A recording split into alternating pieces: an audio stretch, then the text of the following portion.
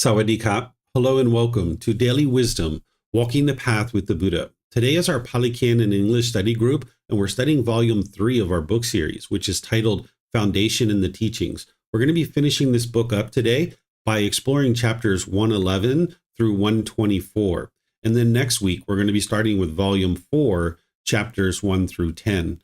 The way that we do this program is quite a bit different than the way that we do our other programs, where what I do here is I invite students who are in Zoom to be able to volunteer to read one of our chapters. And then after a student reads the chapter, I'll share some teachings on that chapter to help you understand how to integrate that into your day-to-day life and how it relates to other teachings that the Buddha taught. And then I'm going to open up to questions. Whether you're in Facebook, YouTube, or Zoom, you can ask questions. So if you're in Facebook, YouTube, or Zoom and you'd like to ask questions, all you need to do is put that into the comment section and I'll be able to see that. Or if you're in Zoom, you can electronically raise your hand, unmute your microphone, and ask any and all questions that you like that way. And you can also volunteer to read that way as well. This particular chapter, chapter 111, this is the Eightfold Path. And what I do in this program, when we get to this point, and there's multiple times where the Eightfold Path shows up in the book series, is I just pause and see if there's any questions that students have related to the Eightfold Path. Because typically by the time somebody has come into this program, they will have already studied the Eightfold Path with me in the other programs, where, as you guys probably remember, it takes about 2.5 hours, 3 hours to actually thoroughly teach the Eightfold Path, where if you've already committed that to your memory and you've been practicing it, you might have some questions about, one particular factor here or there, or how the factors work together. And that's why I'm pausing it each time when we get to this to see what questions you guys might have. So if you have questions about the Eightfold Path, let me know, because this is the core central teaching of the Buddha. Everything else plugs into it, and you would need to know this teaching inside and out, backwards and forwards, in order to be able to make your way to enlightenment. This is the main teaching that you need to really commit to your memory. There's other teachings that you'll end up memorizing as well, just as a nature of actually practicing them. But this one is the first one you really need to make an effort to memorize and commit it to your memory. I have a study guide on our website at buddhadailywisdom.com. If you click on free books, you can scroll down towards the middle and you'll see the study guide there that I provide for students to be able to commit this to their memory. So let me know if you guys have any questions, whether you're in Facebook, YouTube, or Zoom, and we can talk about any aspect of the Eightfold Path that you'd like.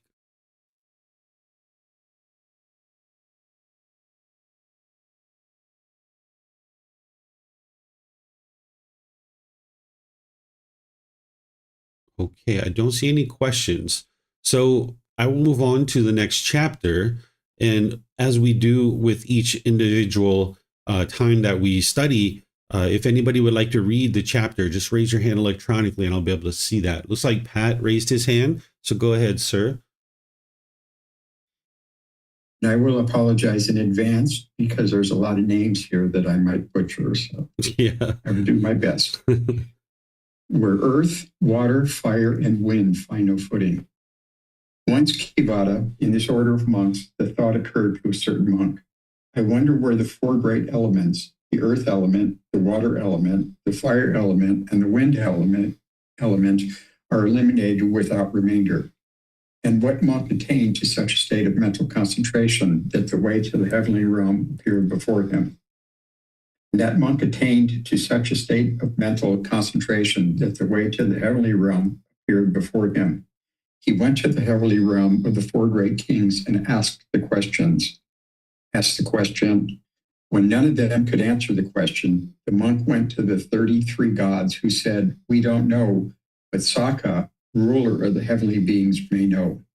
Saka told the monk to ask the Yama heavenly beings, the Suyama, the Tusita heavenly beings, the Santusita, Nimman Arati, Suninmita, Paranimita, Vesavati heavenly beings, Vesavati Brahmas, associates, and all the way to the great Brahma. The great Brahma avoided to answer and finally said that the heavenly beings believe there is nothing Brahma does not know, but the truth is he does not know where the four great elements cease without remainder. It is the monk's fault that he did not ask the perfectly enlightened one. In the end, the monk went back to the perfectly enlightened one. So that monk So that monk, as swiftly as a strong man might flex or unflex his arm, vanished from the Brahma world and appeared in my presence. He prostrated himself before me, then sat down to one side and said, "Venerable Sir, where are the four great elements? The earth element, the water element, the fire element, and the wind element, eliminated without remainder." I replied, "Monk, once upon a time, sea-traveling merchants, when they set sail on the ocean, took in their ship a land-sighting bird. When they could not see the land themselves, they released this bird. The bird flew to the east, to the south, to the west, to the north. It flew to the zenith, overhead, and to the intermediate points of the compass. If it saw land anywhere, it flew there. But if it saw no land, it returned to the ship. In the same way, monk, you have been as far as the Brahma world searching for an answer to your question and not finding it, and now you come back to me. But monk, you should not ask your question in this way. Where are the four great elements? The earth element, the water element, the fire element, and the wind element, eliminated without remainder. Instead, this is how the question should have been put. Where do earth, water, fire, and wind find no footing? Where are long and short, small and great, fair and foul? Where are name and form wholly destroyed? And the answer is, where consciousness is quieted, immeasurable, all radiant, that's where earth, water, fire, and wind find no footing. There, both long and short, small and great, fair and foul, their name and form are wholly destroyed. With the elimination of consciousness, this is all destroyed. Thank you. All right. Thank you, Pat. So whenever you see the Buddha talking about these four great elements, what he's talking about is the physical body. This is how they describe the physical body 2,500 years ago. There's even traditional medicine systems that are in place today that still use this system. Today, when we describe the body, we talk about cells and molecules and atoms and viruses and bacteria and things like this that we've developed since 2,500 years ago. But 2,500 years ago, they used this system to be able to describe the body, to diagnose the body, and then apply certain prescriptions to be able to remedy any ailment that's in the body. And this system actually works quite well. So the earth element is the solids of the body. This is like your fingernails, your teeth, your bones, your hair. These are all the solids of the body. The water element is any of the liquids in the body, like your tears, your saliva, your blood, your pus, things like this, urine. That's all the water element. The fire element is the temperature of the body, typically associated with digestion, but it's mainly related to the temperature of the body. And then the wind element, this is the movement of things within the body. So while the blood is the water element, the movement of the blood through the vein is called the wind element. Or the food that you eat and ultimately goes into the abdomen and the stomach, this is the earth element, the actual food. But then when it's moving through the body, through the colon, this is the wind element. So in traditional medicine, they will diagnose the body as like maybe having a depleted earth element or an increase in water element, maybe a neutral fire element, and maybe a neutral wind element. And now this tells somebody how to then apply herbal remedies to be able to balance those elements, because a healthy individual would have all these elements balanced. But when a certain element is increased or depleted, in excess or depleted, there's going to be illness and sickness associated with the body. So this is a system of describing the body. And you'll see the Buddha talk about earth, water, fire, and wind at different times, because this is how they describe the body. The other way that you know that he's actually describing the body is whenever you see this here, where he talks about name and form. This is something from Dependent Origination that you're going to learn in Volume 5, where this is essentially the physical body. That's the way you can think about it, is as the physical body. So what this individual is asking the Buddha, and they apparently first asked this question in other places, they eventually get to the point where they ask the Buddha, where is it that this particular earth, water, wind, and fire are eliminated without remainder, meaning that they no longer exist? And the Buddha says, well, that's not really the question that you're looking for. The answer that you're really looking for is to the question of where do they find no footing? What this person is actually asking is they're asking, where is it that we no longer experience rebirth? How is it that we no longer experience rebirth? Where is it that this physical body no longer can exist? So up here, when he's talking about, this student asks, where is these four elements eliminated without remainder? That's how is it that you die, right? But instead, what the Buddha is knowing that this student is asking is, how do you not experience rebirth? That's where earth, water, fire, and wind find no footing, that it never comes to be an earth, water, fire, and wind element. So this physical body never comes to be. And how is it that this name and form is completely destroyed, meaning that there isn't going to be any rebirth in the cycle of rebirth? So what the Buddha ultimately gets to is down here, where he says, where consciousness is quieted, that's where you get to the point where there is no rebirth. That's where there's not going to be a taking up of the physical body. And how do you quiet the consciousness? Well, you eliminate craving, desire, attachment. That's part of his other teachings, right? That's not what he's talking about here. He's just focused on how is it that you don't come back into the world? Well, you need to eliminate consciousness. That's how you ensure that there's not going to be rebirth, because if there's a consciousness or there's a mind, it's going to have to find a physical body. And now there's going to be rebirth. This being is going to come back into the world as this new being. So in order to eliminate rebirth, you need to quiet the consciousness, meaning you need to purify the consciousness of all the pollutions of mind, because that's where the mind is quieted. That's where the mind is all radiant, right? Immeasurable. That's the enlightened mental state. So by getting to enlightenment, not only will you eliminate discontentedness, but you eliminate being reborn into a future life. And that's what the Buddha is getting to here. Once you understand what earth, water, fire, and wind is, and you understand what name and form is, you can come to understand this. And let me know what questions you guys have here on this chapter. You can put it into Facebook, YouTube, or in Zoom in the comment section, or you can raise your hand in Zoom and ask any questions that way. Okay, looks like Vibhav has a question. Go ahead, sir. Thank you, Teacher David. So just for clarifying my understanding, I would just like to ask, so what in here, as you said, that the Buddha is saying that don't ask how somebody dies, because earth, fire, water, and wind, elimination is basically when they die. In the dependent origination, the consciousness, basically, if you have consciousness, you are basically that lends to name and form.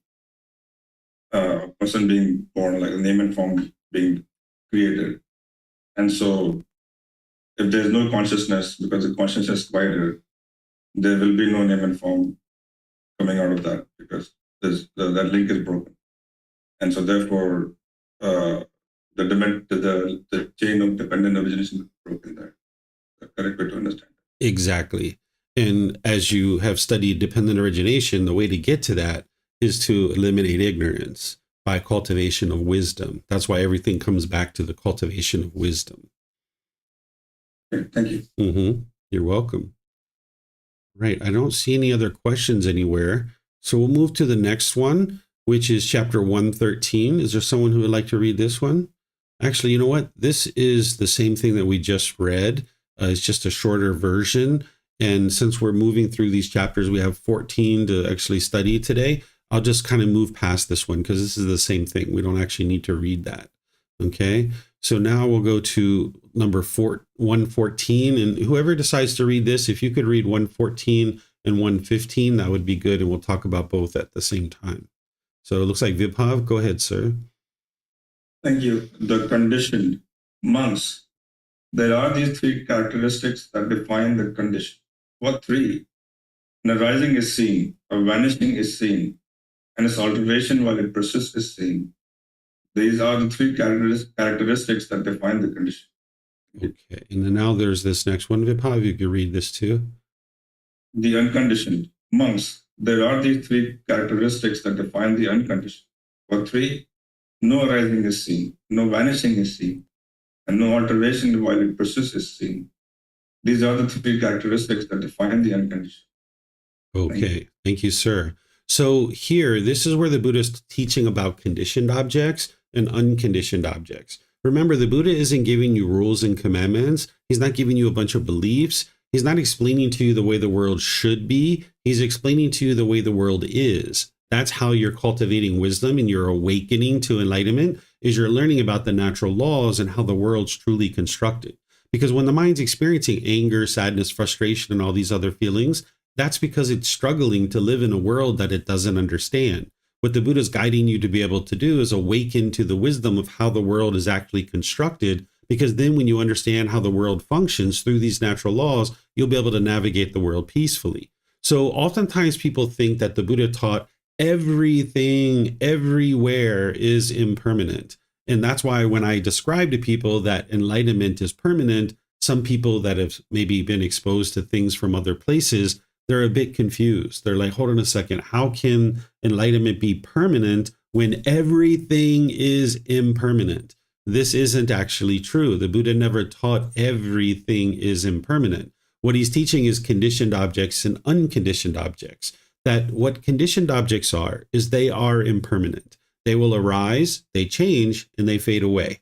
They are produced by causes and conditions. There are certain causes and conditions that come together in order to create this object. And now when this object is arising through putting together these things, now over time it will change and then it will fade away. So for example, this computer that I'm using right now, it's a conditioned object. That at one time it wasn't a computer. It had to be put together by various pieces and parts. And then over time it changes. And at some point it will fade away and it will no longer exist. It's a conditioned object. Same thing with your feelings. In the unenlightened state, you have conditioned feelings because those feelings are based on a condition. Craving is in your mind. That's the condition that is leading to the arising of this feeling of either pleasurable, painful, or neither painful nor pleasant. And because of craving and ignorance existing in the mind, now there's going to be anger and frustration, sorrow, grief, pain, displeasure, and despair. These are conditioned objects, and you have certain conditions that are in your mind that are producing these conditioned feelings. And everything that you can see, hear, smell, taste, anything that comes in contact with the body, and any thoughts or ideas that go through the mind, they are all conditioned. They arise, they change, and they fade away. But then what's really important, and what most people don't actually study, is that the Buddha taught unconditioned objects. Unconditioned objects do not arise, they do not change, and they do not fade away. There's no cause and condition that is producing them, so therefore they are permanent. Where a conditioned object, there are certain causes and conditions that are producing it. There's a sequence of events. That's why they're arising, changing, and fading away. But unconditioned objects, there's no cause and condition that is producing it, so it doesn't arise, it doesn't change, and it doesn't fade away. Enlightenment is this way, as well as the natural laws of existence that the Buddha taught and he described 2,500 years ago. So by the time you get to enlightenment, your mind is no longer conditioned with pollutions. Instead, your mind is unconditioned, that you've eliminated the causes and conditions that are producing discontent feelings. Your mind is purified. There's no pollution in the mind. So because the mind is experiencing the unconditioned mental state, where there aren't any pollutions in the mind, you'll experience unconditional happiness, unconditioned joy, unconditioned peace, unconditioned calmness. All these different qualities that I talk about with enlightenment, they are unconditioned because the mind is now purified.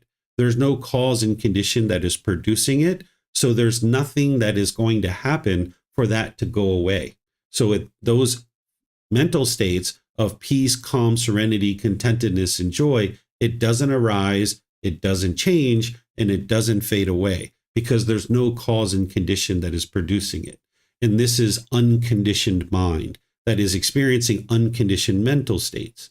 And then the natural laws that the Buddha taught 2,500 years ago, those natural laws don't arise, they don't change, and they don't fade away. This is why the Buddha's teachings are timeless. What he taught 2,500 years ago is just as applicable today as it was 2,500 years ago, because those natural laws don't change. Now, people's memories of those teachings, the books that people have, those types of things, those are conditioned objects. They arise, they change, and they fade away. That's why people have misunderstood his teachings. But the natural laws themselves that are available for you to be able to independently verify, those don't change. And that's why his teachings are just as applicable today as they were 2,500 years ago. So the only two things that you'll find that are unconditioned are enlightenment itself and the natural laws. And I lump into that things like unconditional happiness, unconditioned joy, unconditioned peacefulness, even unconditioned love. You can have unconditional love in the enlightened mental state. These are all things that are being experienced in the enlightened mental state, that there doesn't need to be any cause and condition that is producing the love towards this individual. So therefore, there's nothing this person could do for you to stop loving them. If you're falling in love and out of love with people, that's not true love. That's not unconditioned love. That there were certain things that had to exist in order for you to say you love this person.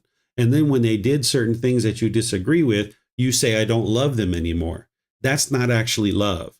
There's no such thing as conditional love, but we might call that conditional love, right? Where what you would like to get to is where you have these unconditioned mental states where the mind is cheerful, it's glad, it's bright, it's uplifted, that your mind is experiencing all of these unconditioned qualities and others that I talk about.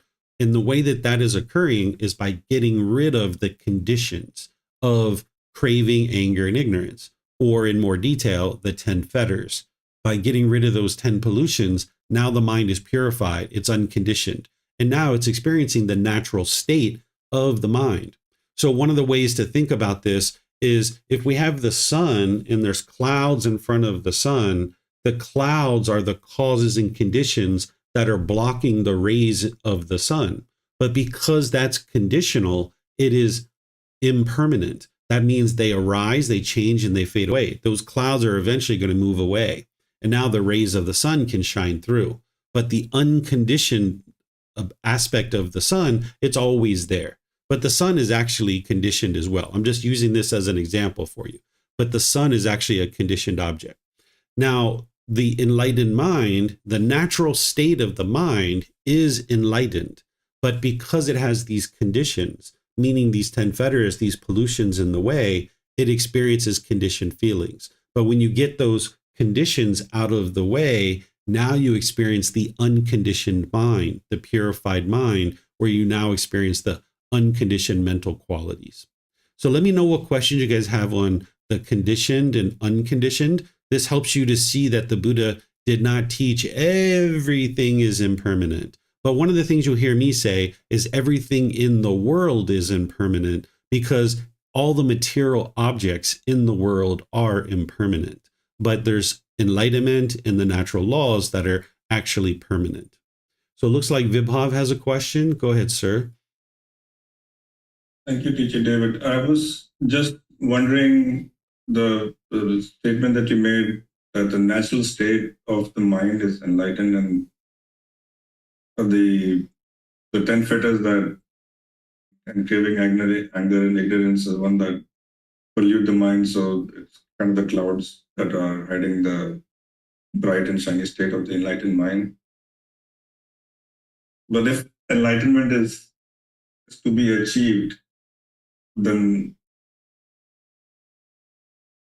how is the natural state of the mind enlightened? Because once you get the pollutions out of the mind, the qualities of enlightenment are shining through more and more. So just like as the clouds slowly move away from the sun, the rays of the sun slowly start shining through, you'll see this to be the case as you get closer and closer to enlightenment. it's not like one moment you're unenlightened and the next moment the fingers snap and you're immediately enlightened. That's not actually true. Anybody who talks about that isn't understanding enlightenment.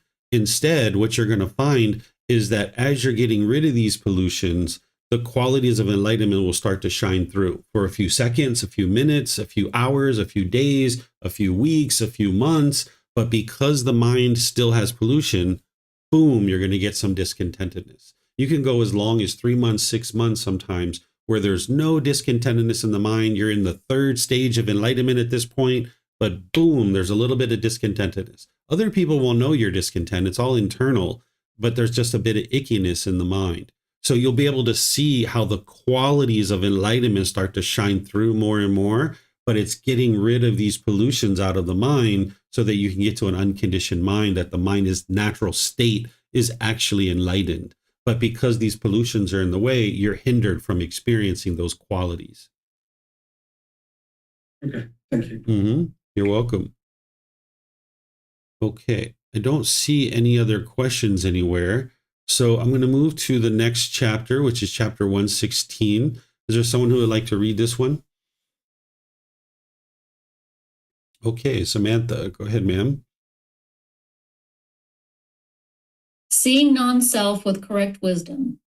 Monks, form is impermanent, feeling is impermanent, perception is impermanent, volitional formations are impermanent, consciousness is impermanent. What is impermanent is discontentedness. What is discontentedness is non-self. What is non-self should be seen as it really is with correct wisdom thus. This is not mine, this I am not, this is not myself. When one sees this thus as it really is with correct wisdom, one holds no more views concerning the past. When one holds no more views concerning the past, one holds no more views concerning the future. When one holds no more views concerning the future, one has no more stubborn craving. When one has no more stubborn craving, the mind becomes free from strong feelings towards form, feeling, perception, volitional formations, and consciousness, and is liberated from the taints by non-clinging. By being liberated, the mind is steady. By being steady, the mind is content. By being content, one is not agitated. Being unagitated, one personally attains nibbana. One understands, destroyed is birth. The holy life has been lived. What had to be done has been done. There is no more for this state of existence. Okay, thank you, ma'am. So this is a teaching on the universal truth of non-self, helping you to be able to see with correct wisdom that there is no actual self. And this is helpful for you to develop your practice, but it's also helpful because there's two things in here that you're going to commonly hear people say that the Buddha didn't teach, and it's actually not true. But let's first focus on the discourse, and then I'll circle back to that and help you to understand that.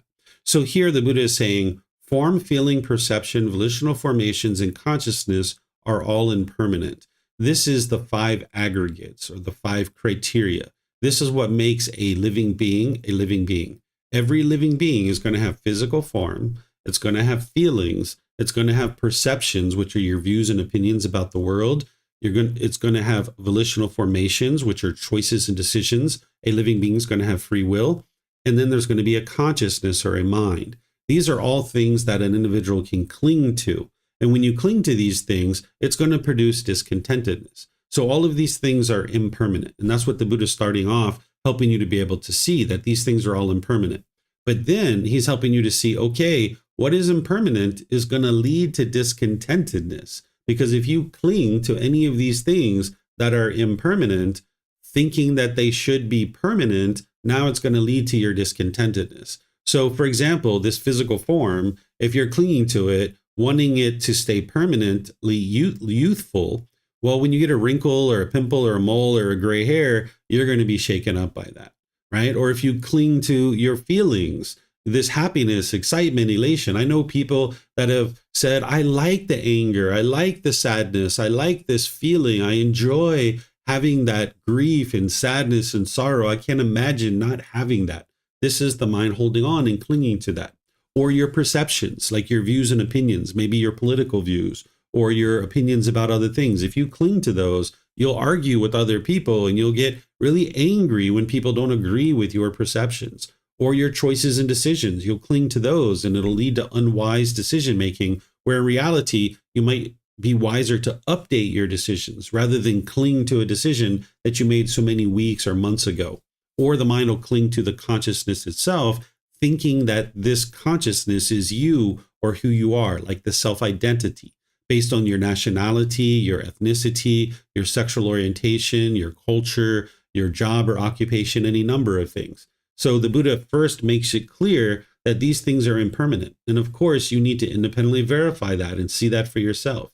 And then see that whatever is impermanent, if you cling to it, it's going to lead to discontentedness. But that discontentedness is not you. It's not who you are. Sometimes people will say, I am mad. I am angry. I am happy. I am excited.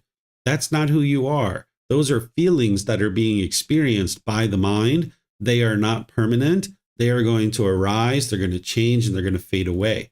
And if you cling to this, the pleasant feelings, painful feelings are neither painful nor pleasant, it's going to lead you to more discontentedness. So you need to realize that these discontent feelings are not you. It's not the self. It's non-self.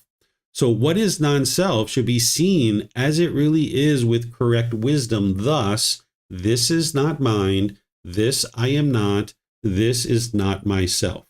This is really key because there's some people in the world that thinks that the Buddha never taught the universal truth of non-self, that there is no self. People will say that the Buddha taught not self, that there is a self, but the Buddha taught not self, that these things are not self, but there ultimately is a self. This is not true. The Buddha taught that there is no self. And you need to get to that point. You need to realize non-self, that this is not mine. This I am not. This is not myself. The Buddha says it very clearly. But there's people in the world, people quite established in various parts of the world, that think that the Buddha taught something different than this. And because of that, they can't even get to the first stage of enlightenment because they can't eliminate personal existence view. So you can see it here clearly in the words of the Buddha that he taught that none of these things are you. It's not who you are. So you need to be able to see that these things aren't you, that the form, feelings, perceptions, volitional formations, and consciousness are not you. Any of this stuff here, these physical things with the physical body, is not you. The feelings are not you. Your perceptions are not you. Your choices and decisions are not you. And the consciousness is not you. And I've given examples at different times in this program, but if you guys need examples of each one of these, I can give you, specific examples of how the mind can adopt any of these things as thinking that this is who you are. So let me know if you guys need that clarification. So once somebody understands this, then if one understands with correct wisdom these things that the Buddha just taught, then one holds no more views concerning the past, meaning you're not clinging to the past, longing, yearning for some pleasurable experience that you had in the past, or having painful feelings now in the present moment based on something that happened in the past. This is oftentimes referred to as trauma, and people think that it's permanent and you can never overcome this traumatic experience that happened in the past. In fact, some people even call it a disorder, right? That it's a medical problem. This is not true. It's just the mind clinging to the past and forming feelings today based on the past, either pleasurable, painful, or neither painful nor pleasant. And those things are all impermanent. So you need to get to the point where you're not clinging to the past, forming feelings today based on things in the past. And once you're able to do that, then you're also able to do the same thing for the future, that your mind isn't clinging to the future, experiencing either conditioned pleasant feelings, painful feelings, or neither painful nor pleasant. So if you're getting ready to go on a trip somewhere and you get so excited, oh my gosh, I can't wait to go on this trip. Well, when it gets canceled or you can't afford to go, or maybe COVID happens and no flights are flying anywhere, now someone's sad or frustrated, right? Or maybe there's some event coming up in the future and you're really worried about it. Maybe you're having anxiety and stress. Maybe you need to give a presentation to the vice president or the CEO of your company, and now you're shaken up by that. That's because the mind's clinging to what's going to happen in the future. And now you're experiencing those discontent feelings where you can train your mind to not do that. And now you can be peaceful and joyful in the present moment. So when one holds no more views concerning the past or the future, one has no more stubborn craving. The mind's firmly in the present moment. And now you're not longing, yearning for the past. You're not longing, yearning for the future. Your mind can be firmly in the present moment. That doesn't mean that you don't think about the past or you don't think about the future, because you need to plan these kinds of things. But it means that you just don't form feelings based on these things. Okay? Now, once one has no more craving, this stubborn craving is eliminated. That's where the mind becomes free from strong feelings, right? And this is important because what the Buddha is going into now is he's going into a description of what enlightenment is. There's some people that will tell you that the mental state of enlightenment is beyond concept, that it's beyond the ability to describe. And that's true for somebody who's not experiencing enlightenment. But for somebody who understands enlightenment, who's either experiencing it or has been guided to understand what it is, they can describe enlightenment very clearly for you. But there's a large majority of the world that says enlightenment is undescribable, that the Buddha never described what enlightenment is. Well, how could you ever get to a mental state that the Buddha never described? If you didn't know what enlightenment is, how could you ever make your way towards it? So you need to know what enlightenment is in order to be able to navigate your way to it. So that's why I teach in volume 1, chapter 3 of our book series, what enlightenment is, because once you understand what it is, you can more easily navigate your way to it. And you guys have heard my definition of enlightenment many times, but here's the Buddha describing it. He's saying that the mind's liberated, meaning it's free, right? That it's no longer bound up with these strong feelings, that the mind is steady, right? I usually talk about how the mind's steady and stable. When the mind's stable and steady, it's content, right? It's satisfied with what is. It's not longing, yearning for something else. When the mind's content, it's not agitated, right? The mind's completely peaceful and calm and serene. Being unagitated, one personally attains nibbana or enlightenment. So this is a short little description from the Buddha of what enlightenment is. And you can learn it here, and then you can see other parts where he's adding to that to be able to help you see what enlightenment is. So the Buddha absolutely described what enlightenment is, but you'll find plenty of people that think he didn't describe it. And then he goes on here and says, okay, once you've attained enlightenment, you will understand that you've destroyed birth. Because by the time you've gotten to enlightenment, you've already studied dependent origination and you've already independently verified it. So you understand how beings are coming into the world and being reborn over and over and over again. You understand the causes and conditions that are producing that. And by the time you've gotten to enlightenment, you've eliminated those causes and conditions that are producing rebirth. So you will understand through your own independent verification that you've destroyed birth and that you no longer are going to experience birth, because your mind will be completely peaceful and joyful for 1 year, 2 years, 3 years. You know that your mind is now unconditioned. You've removed the causes and conditions that are producing discontentedness. And those are the same causes and conditions that are producing rebirth. So you'll understand that destroyed is birth, that the holy life has been lived, that you've lived this life from the point of time where you've gotten to enlightenment. From that point forward, you will be making 100% wise decisions, not causing any harm. Now, before that, of course, you were causing harm. It doesn't mean that your entire life was holy. It's from the point in time that you've gotten to the point of enlightenment and beyond, you will be living the holy life. You've lived that wholesome life. What had to be done has been done, meaning you've done the training that you needed to do. You've cultivated the wisdom in this life. You've cultivated the wisdom of this world. Your mind is no longer holding on to it. So therefore, it's not going to keep coming back. There's no more for this state of existence. You have extinguished all the causes and conditions that are producing discontentedness, but you've also extinguished the causes and conditions that are producing rebirth.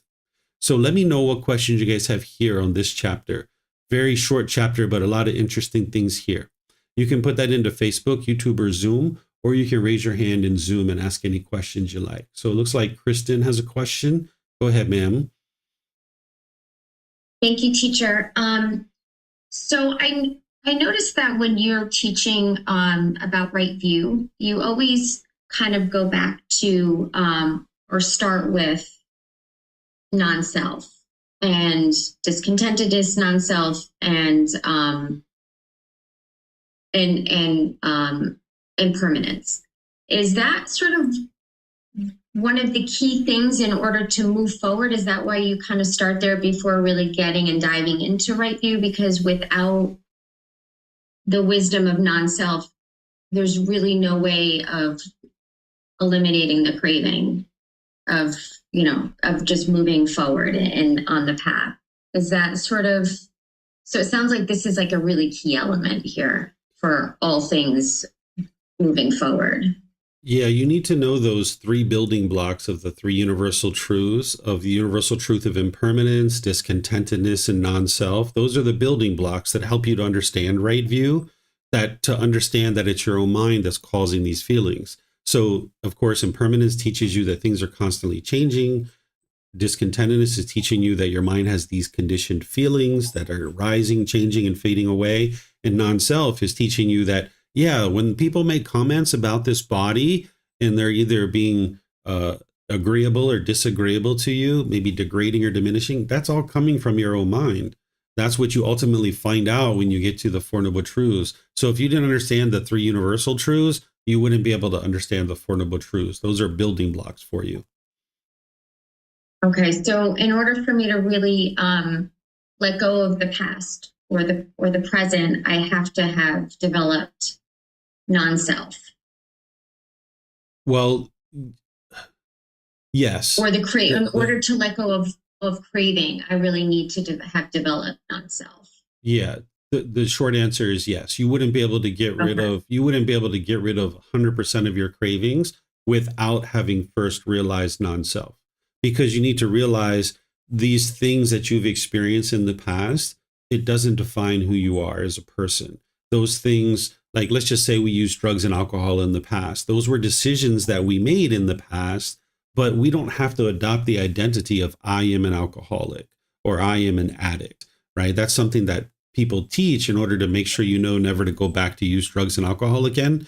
But what the Buddha is teaching you to do is to be able to understand, yeah, this being made those choices in the past, but don't define who you are through those choices. Don't cling to those past experiences, because otherwise you're just going to feel guilt and shame and all these other feelings related to it. You can just remember that you used to do those things without actually forming feelings based on it. So that's why you need to realize non-self, because you wouldn't be able to eliminate sensual desire, which is the fourth fetter, without having first eliminated the first fetter. Okay, thank you, teacher. Mm-hmm. Okay, looks like Vibhav has a question. Go ahead, sir. Thank you, teacher. You said something while you were speaking that either people who have attained enlightenment or people who have understood what enlightenment is can explain what enlightenment is. It is something along those lines. Yes. And so for people like us who just have an understanding, intellectual understanding of enlightenment, not practical understanding, is it okay to go and I'm not go, but like not to preach or anything, but if people are asking what enlightenment is, to like try to explain to them, or like write in say blog posts and stuff like that. I'm not giving you rules or commandments of what is okay or what is not okay for you to do. But what I'm saying is that you will hear plenty of people in the world that will tell you that enlightenment is indescribable, that it's beyond concept, that it's beyond any explanation.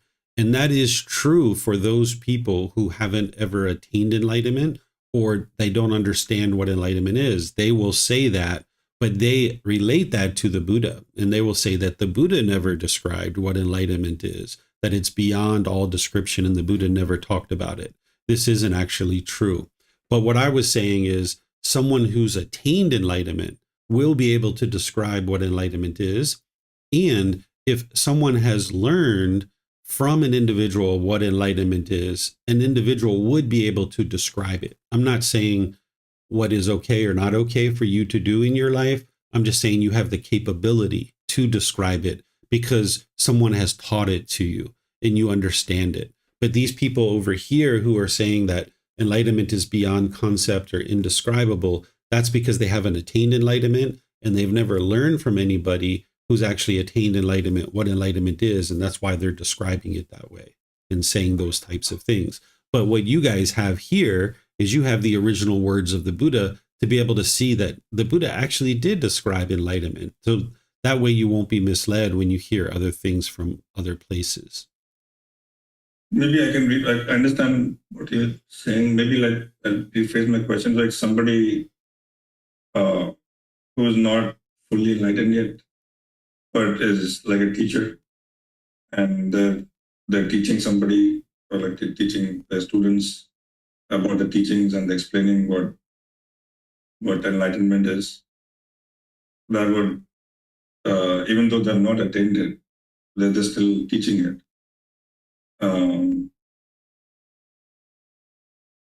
Would that be, I mean, someone didn't want to say okay or not okay, but is that something that is, I guess, I don't know how to put it, but is that something that is, that the person should be doing, because it will be, they don't fully really understand, like they have not been experiencing it, just have, I guess you could call it the teaching and like intellectual understanding. Yeah, I'm not telling you what should be and what people should do. I'm just telling you what is. That this person, using your example, who hasn't got to enlightenment yet, but they've learned from somebody who understands what enlightenment is, that person would be capable of describing enlightenment. Whether they choose to do that or not, that's a choice for them to make.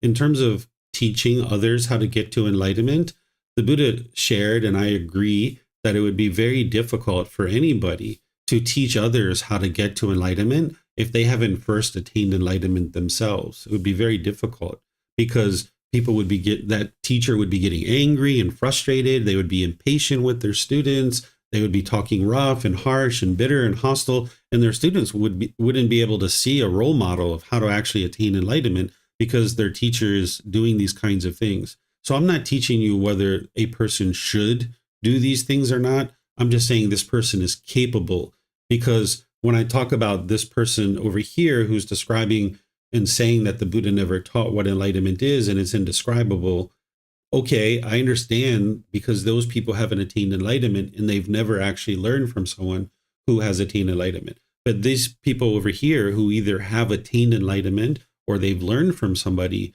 who's attained enlightenment, they would be capable of describing it. But whether they choose to do it or not, that's a choice for them to make. Okay, and one last question, I guess, on this topic. So just to follow up, if somebody is in like the third stage of enlightenment, where they've gotten rid of sensual desire and ill will, but they still have some conceit and restlessness, how do those fetters come into play into their interaction with people that kind of show at that point of time that they will probably not be bitter, harsh, and hostile, right? Because they've already got rid of the sensual desire and ill will. And so how does those, and if they're teaching somebody about enlightenment, but they've not attained it, but they only have like conceit and restlessness as like the last fetters they need to kind of eliminate, and of course ignorance. How would those fetters manifest themselves in a way then when they're teaching somebody about enlightenment that would hinder their ability for them to teach in a correct manner, or for the other to understand? It's going to be unique to each individual, but in general, this person is going to look down on other people, and it's going to come across in the way that they communicate, that they're going to have that conceit in their mind, and they're going to have restlessness in their mind, where they're going to be kind of like go, go, go, go, go. Their minds, they're not going to be able to be still and steady and calm. Their mind isn't going to be quieted and still. And then they're going to have this arrogance that comes out in their mind occasionally, depending on how much conceit they have in their mind. But it's going to be unique to each individual. I wouldn't be able to say, 100% one thing or the other.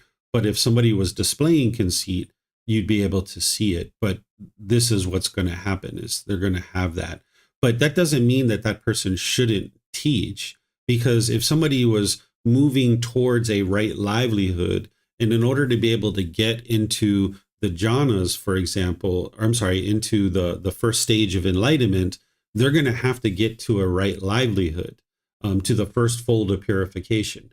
And then to be able to move beyond that, they're going to need to actually start teaching if their livelihood is to teach. So an individual will kind of start dabbling and start teaching, even if they're unenlightened, but they're going to have difficulties along the way. They're going to be stumbling on their feet. They're going to be making unwise decisions in some of their relationships with their students. But ultimately, over time, if they're practicing really well, they'll improve that, so that eventually they'll get to the point where they're fully teaching with a fully purified mind. Okay, thank you. Mm-hmm. Okay, Alberto, you have a question? Yes, I do. Thank you. I have one question regarding or paragraph, I believe, when it says, when one holds no more views concerning the past, one holds no more views concerning the future. When I first read this paragraph, I read it that there's some causality between both, and that there is some cause and effect. Mm-hmm. And I don't know if that's right. Then I was reflecting on it, and based on my own experience, where many instances in my life, I've been holding on or having attachment to past experiences, especially those having to do with pleasant feelings, and that set my cravings underlying my decisions towards the future. Mm-hmm. And is this correct? So if this is correct, should we apply right effort to the past attachments so that we don't eliminate cravings for the future? So is that the correct interpretation? Yeah, that's accurate, because you've lived through the past and you've experienced those things. So the attachments are going to tend to be deeper in the mind.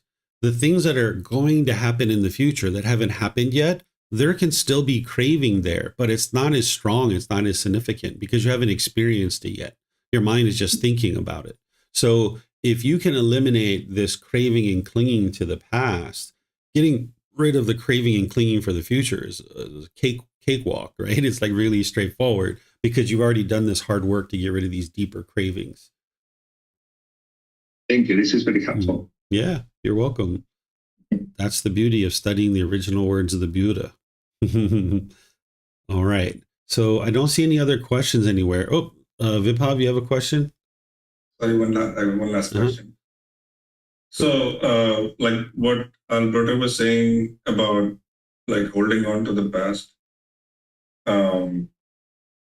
is stronger than holding on to the future.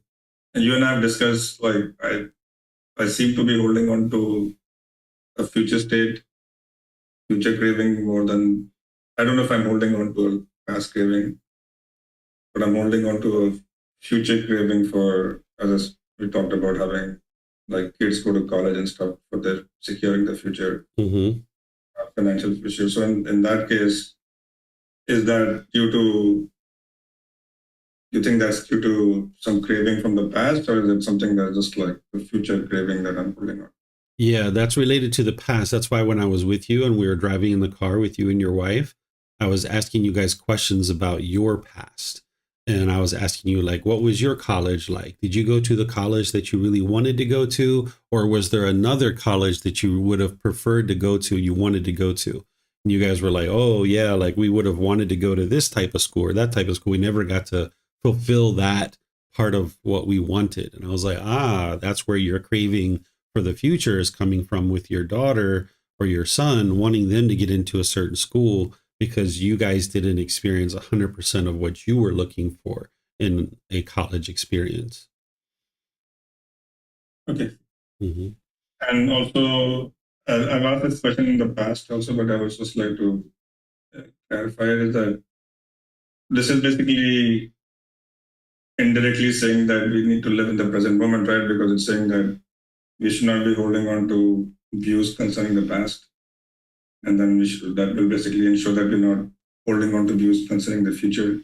So that means it's saying that you're kind of living in the present moment. Yes. But remember, living in the present moment doesn't mean you never think about the past, you never think about the future or plan the future. It just means that you don't form feelings based on it. So could we use an example from your life? Can I help you here? Sure. Okay, so like you going for a job interview recently, your mind was thinking about the future and having a job, right? And maybe even having worry potentially of not having a particular income. And now in the present moment, your mind was shaken up by that. And now you experienced difficulties in performing in that interview. And then it produced certain results for you, right? So what you would have liked to have done is seen with your mindfulness that your mind was longing, yearning for this future, and instead restrain the mind and pull it back and apply right effort to bring it back in the present moment and be like, I'm here in the lobby, I'm on time, I'm early, let me just wait here and see, how the interview can start. And now just gradually, step by step, be in the present moment rather than worrying about the outcome that is going to happen in the future. That's because of the craving of the future, that and the clinging for that the mind is now experiencing the anxiety or stress or whatever emotions you might have been feeling there. Thank you. Mm-hmm. That's really helps. Thank you. Really appreciate the answer. Yeah, that's why if we can, using personal examples from you guys, it really helps a lot more for you guys to understand. Okay, so now we can move to the next chapter. Is there someone who would like to read 117?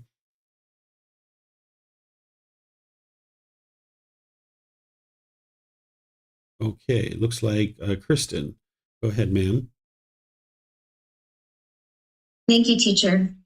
No desire for the nutriment, one attains enlightenment. If, monks, there is no desire for the nutriment edible food, or for the nutriment contact, or for the nutriment of volitional formations, choices, and decisions, or for the nutriment consciousness, if there is no excitement, if there is no craving, consciousness does not become established there and come to growth.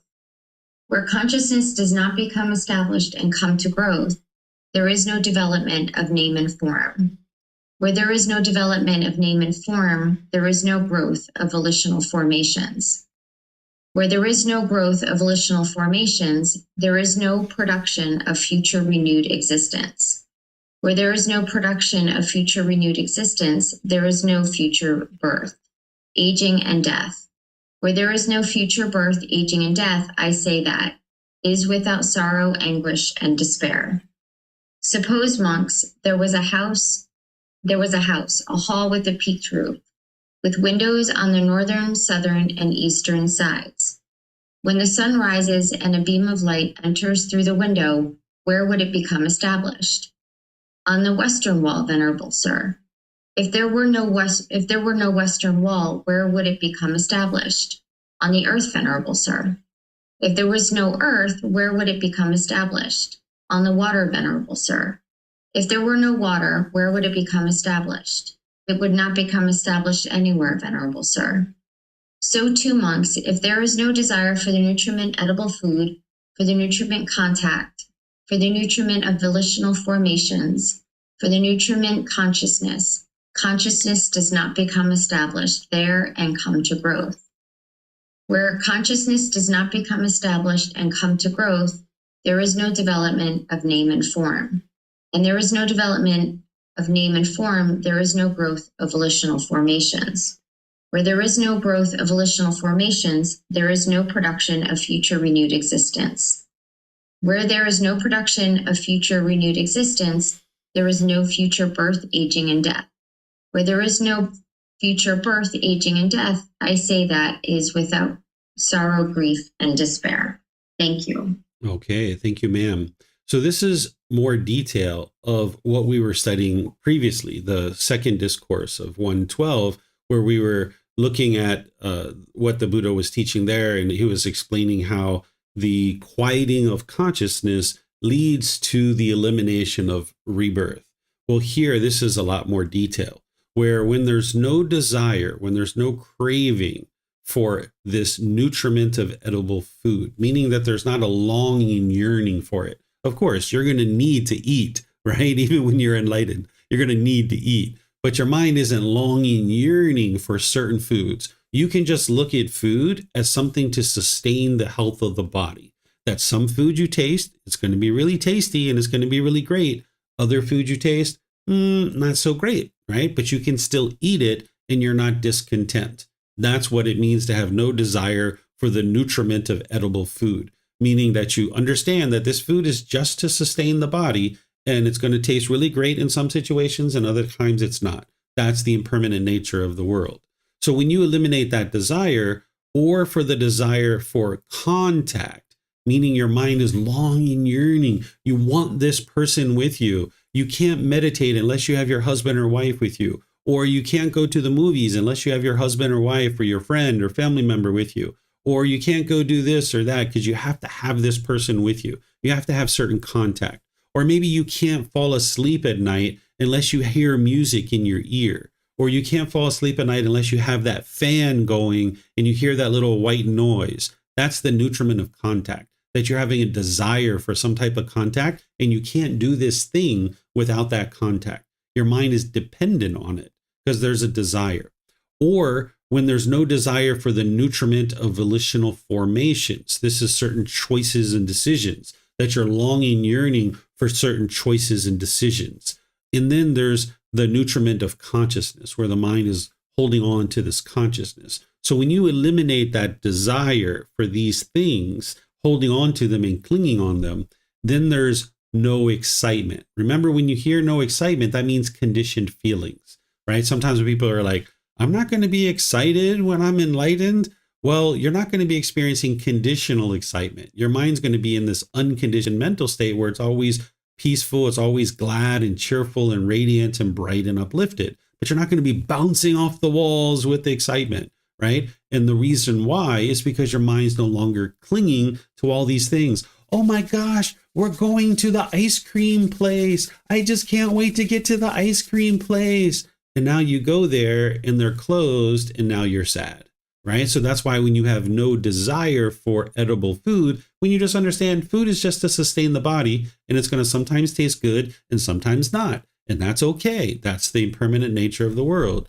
You'll get rid of this conditioned excitement. This is the real key to getting rid of the painful feelings, because you'll never get rid of the painful feelings if you don't get rid of the conditioned pleasant feelings.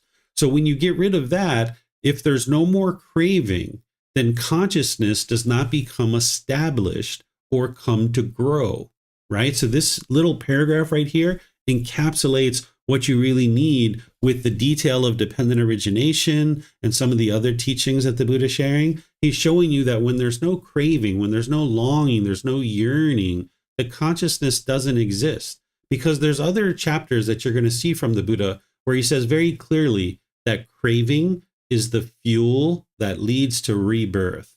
If you have a bunch of logs on a fire, that's the fuel. And now these logs are sending off a spark and it's being carried by the wind.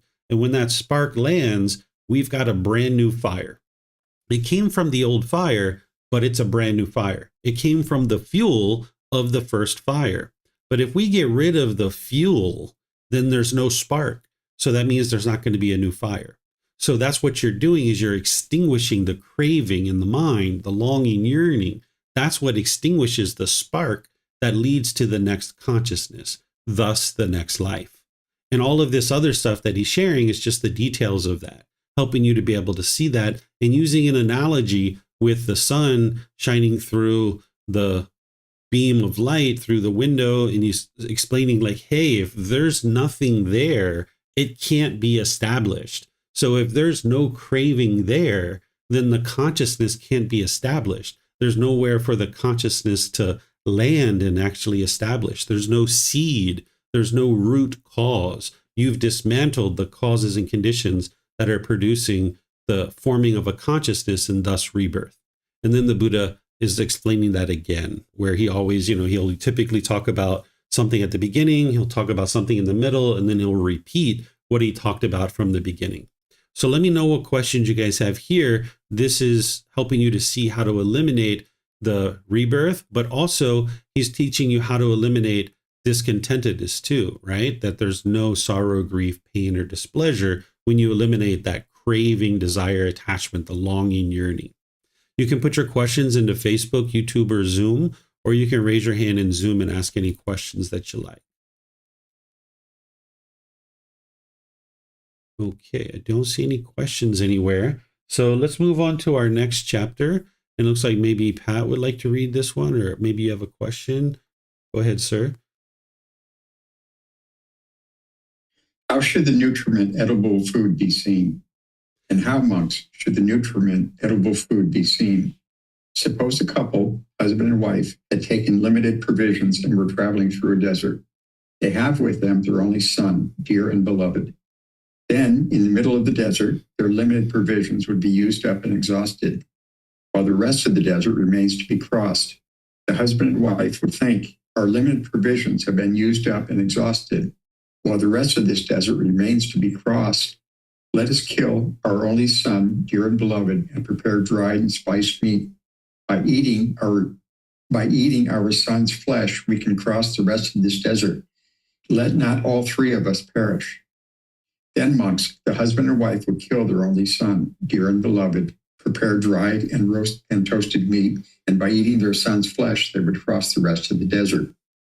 While they are eating their son's flesh, they would beat their breasts and cry, where are you, our only son? Where are you, our only son? Why do you think, monks? Would they eat that food for amusement or for enjoyment or for the sake of physical beauty and attractiveness? No, venerable sir. Wouldn't they eat the food only for the sake of crossing the desert? Yes, venerable sir. It is in such a way, monks, that I say the nutriment edible food should be seen. When the nutriment edible food is fully understood, craving for the 5 chords of sensual pleasure is fully understood.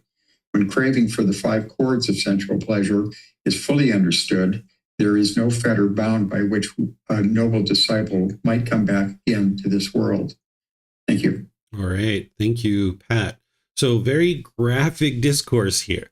But remember, the Buddha is teaching through an oral tradition, and this is one of the ways that you help people to be able to remember your teachings. You give people lists. That's why we have the 10 fetters, the 5 precepts, the Eightfold Path, the 7 factors of enlightenment, so forth and so on, because you give lists. You also repeat yourself multiple times. That's why the Buddha has this repetitive nature of the way he talks. But then you also give stories.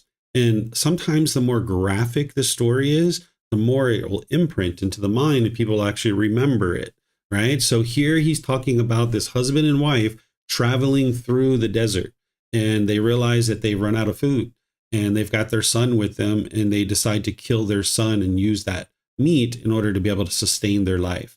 He's helping you to be able to see how should you view food, that this nutriment of edible food should be seen as just something to sustain the body. You're not going to eat that food based in amusement or for enjoyment or for the sake of physical beauty and attractiveness. You're just going to be able to understand this food is to sustain the body.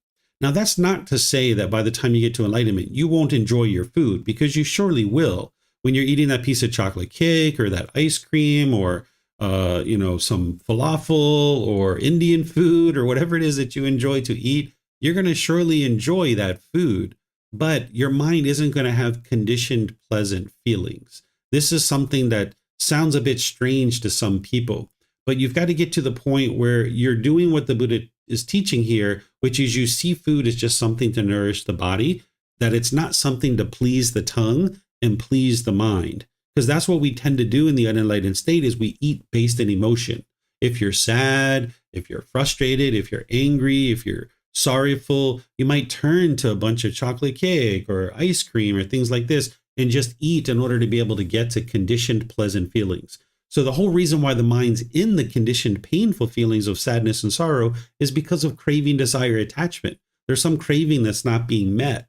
So the last thing you're interested in doing is using another craving like food to be able to get you to pleasant feelings, because those are conditional too. it just keeps the cycle continuing to go over and over and over again. So when you're in those conditioned painful feelings and you're feeling sorrow and despair, instead look inward and see what is the craving, desire, attachment here that's causing this, so that you can eliminate that. And that's what will eliminate the painful feelings, not craving something like food and eating based in your emotions. So you need to be able to get to the point where you're eating that chocolate cake, you're eating that Indian food, you're eating that Thai food, you're eating whatever it is, and you know it tastes good, but you can train your mind to just enjoy it for the moment, and then it's over with and you move on to the next thing. And you know that this food isn't always going to be available for you, that sometimes you're going to not be able to get that food, and that's okay, that this food is not permanent. And this is a great little story to be able to help you to be able to see that. Because if this was truly happening, of course, you probably wouldn't kill your only son to be able to cross the desert. But if you did, you can understand that, yeah, you wouldn't eat that food based in amusement or for physical beauty or attractiveness, but just for the sake of sustaining this body and crossing the desert. So let me know what questions you guys have here on this chapter. And it looks like Vibhav has a question here. Thank you, teacher. Could we go to the previous chapter, please? Sure.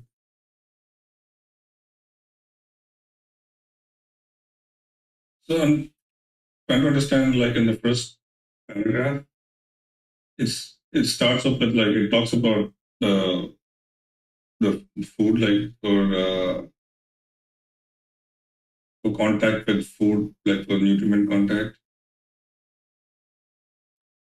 And then it talks about nutriment of volitional formation and or for nutriment for the nutriment consciousness. So can you explain, like, what these mean and how is moving from like food to like consciousness and establishment of consciousness and cutting off the craving and rebirth and stuff? Yeah, these are four different things. So the nutriment of edible food is to have a craving for food. The nutriment of contact is that your mind is wanting some sort of contact, not just food, but any type of contact. And then the same thing with volitional formations, that you can cling to your decisions, or you can cling to the consciousness and what's in the consciousness. So he's using the word nutriment here because that's what's feeding the consciousness to be able to keep it in existence, because there's a craving there.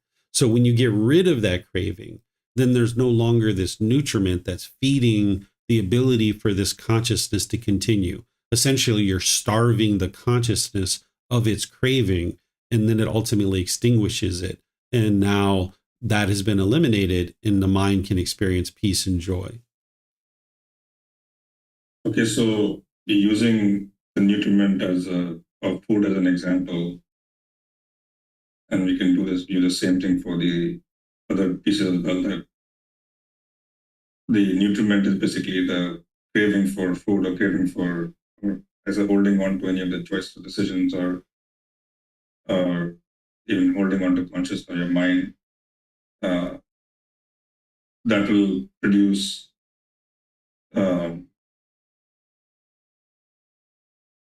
unwholesome karma. But if there's no, or like it'll produce rebirth.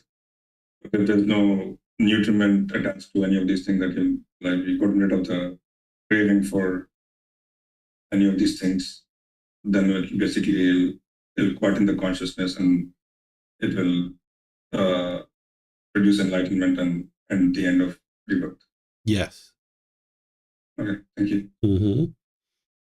Okay. Do you guys have any questions on chapter 118?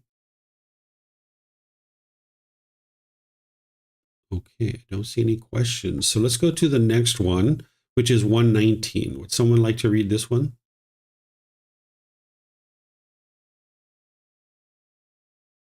Okay, it looks like we have a couple of different people. All right, Kristen, go ahead, ma'am. Thank you, teacher. The end of stress. There being no yearning, there being no coming or going. There being no coming or going, there is no passing away or arising. There being no passing away or arising, there is neither a here nor a there, nor a between the two. This, just this, is the end of stress. Okay, thank you, ma'am. So this is just a short little discourse helping you to understand eliminating craving, desire, attachment, that yearning. That's what he's talking about by yearning is the craving, desire, attachment. There's no coming and going.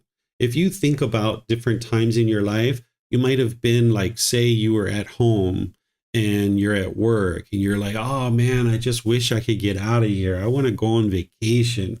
I just need to go somewhere. I'm so bored being here. I need to go somewhere else, right? This is the mind's yearning, right? There's this coming and going where you're constantly coming and going. And now you go on vacation. Let's just say you go to a cabin or something like that, and you're spending 2 weeks in the mountains in the cabin. And now you're there for 3 or 4 days and you're just like, oh man, like I don't want to be here any longer. I want to be back home. The bed here at this cabin doesn't feel comfortable. I want to go back home. This is the coming and going, right? So when there's no more yearning, no more craving, there's no more coming and going. You can be content in the present moment. That's what the Buddha is saying, is that by no yearning, no craving, desire, attachment, there's no coming and going. You're content and peaceful in the present moment.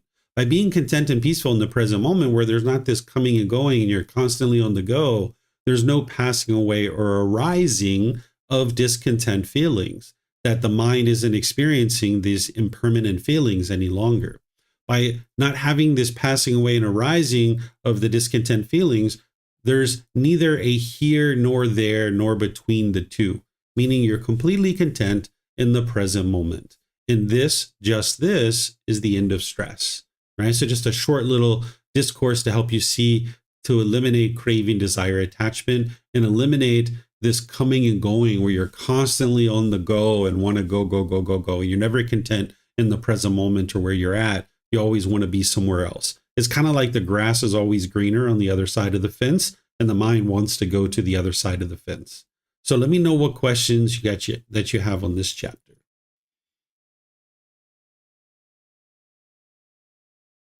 Okay, looks like Vibhav maybe. Go ahead, sir.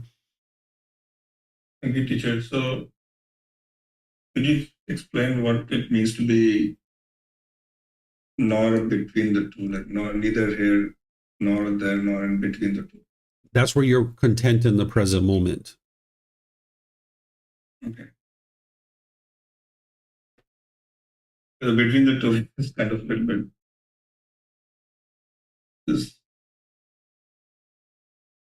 So I guess you're saying that the here or there could be like the past and the future. You can think of it that way. Yeah, you can think of it that way. Mm-hmm. All right. So let's move on to the next chapter, which is chapter 120. Is there someone who would like to read this? I could read it. Okay, go ahead, Vibhav. The mind has attained to the end of craving. Through the round of many births I roamed, without reward, without rest, seeking the house builder. Painful is birth again and again. House builder, you're seen. You will not build a house again. All your rafters are broken. The rich pole is dismantled. Immersed in dismantling. The mind has attained to the end of craving. Thank you. Okay, thank you, Vibhav. So this particular discourse is from what's called the Dhammapada. Whenever you see this DHP here, this is a certain portion of what's considered to be the Pali Canon, but it's very different than the discourses in the suttas that you're normally used to studying. The discourses or the suttas are the original words of the Buddha as spoken during his lifetime, and he's teaching things that you can independently verify and that you can learn these natural laws. And that's what you would like to really focus on. The Dhammapada is a collection of work that was done about 1,000 to 1,200 years after the death of the Buddha, where there were scholars that got together and they kind of looked at the teachings of the Buddha and they tried to summarize them in verse form, and they tend to be somewhat poetic when you read them. But it's not the actual original words of the Buddha. And this is another unfortunate thing about the world right now, is that people will read the Dhammapada and they think it's the original words of the Buddha. And that's, if someone's studying some portion of the Pali Canon, it's usually the Dhammapada. It's usually not the suttas or the discourses. So the Dhammapada isn't going to lead to enlightenment because it's not the original words of the Buddha. It's a summary of scholars that looked at the teachings of the Buddha and tried to summarize them. And if you know anything about the teachings of the Buddha, that you know that you need to learn, you need to reflect, independently verify, you need to practice. You can't do that with the teachings of the Dhammapada because they're more poetic. And if you know anything about scholars and academics, they're not typically interested in enlightenment itself. They're more interested in how this individual of the Buddha affected society, more like an anthropologic look at the way that this individual affected how humanity evolved from the point of his existence and beyond. They're not really interested in enlightenment itself and training their mind. So when scholars get together and they look at the teachings of the Buddha, they're not really going to understand his teachings in detail to be able to really give an accurate description of what the Buddha actually taught. So for the most part, you won't see me actually sharing the Dhammapada because it doesn't actually say what the Buddha actually taught. It's a summary. So rather than going to a friend that tells you what your mom said, instead, you just go straight to your mom and you're just like, hey, mom, what did you say the other day? Right? You don't need to go to your friend and get a summary of what your mom said. Just go straight to your mom. It's the same thing with the Buddha's teachings. Just go straight to what the Buddha taught, which is the suttas or the discourses. That's what you're studying mostly.